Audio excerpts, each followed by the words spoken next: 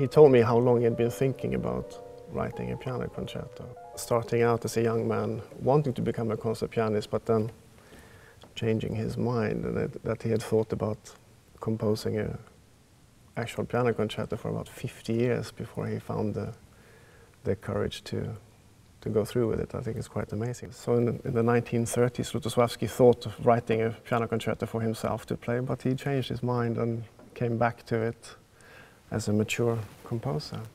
First, how do you start a piano concerto? I very much like the atmosphere and the unique sound world that he creates, how it starts in the woodwinds. It's almost like as if you come into the room and the music has already started. There isn't just a start to it.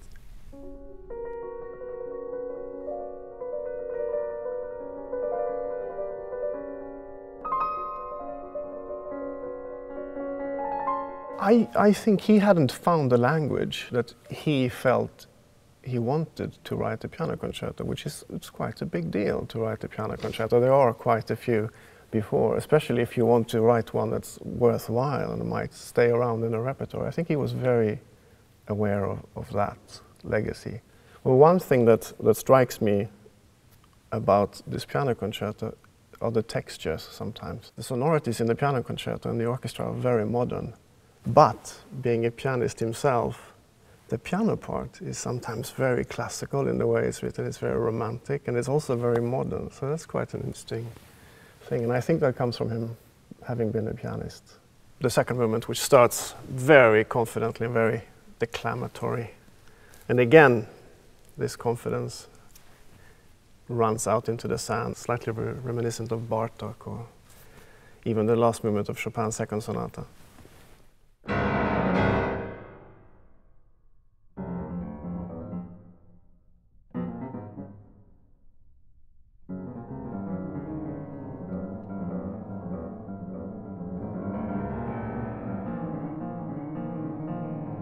How he orchestrates and how he uses the piano, and also there are these ad libitum sections. Of course not, you can play which notes you want, no, that's very, you have to play what he wrote, but how many times and exactly the tempo that fluctuates from performance to performance, so the concerto actually changes from performance to performance.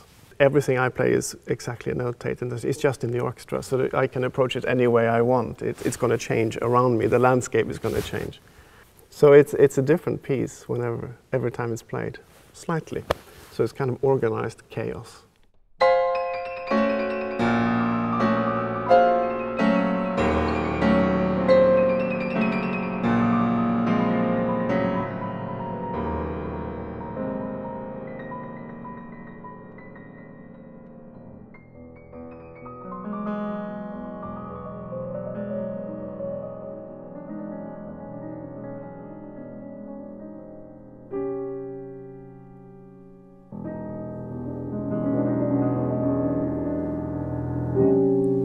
I really love that gear change towards the end of the cadenza.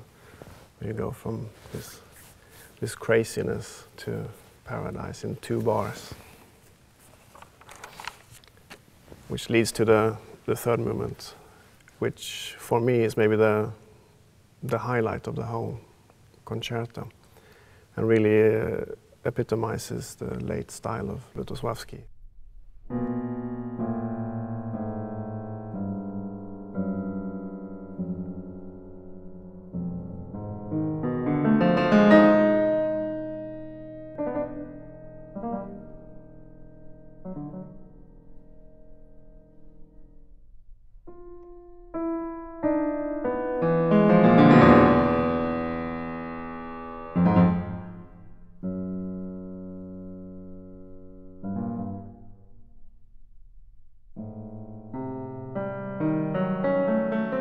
It's all through the prism of his own genius. I mean, having been a great pianist himself, he said that he played a lot of Chopin when he was young. He also said that the life-changing experience in his life when he was young was hearing Szymanowski's Third Symphony.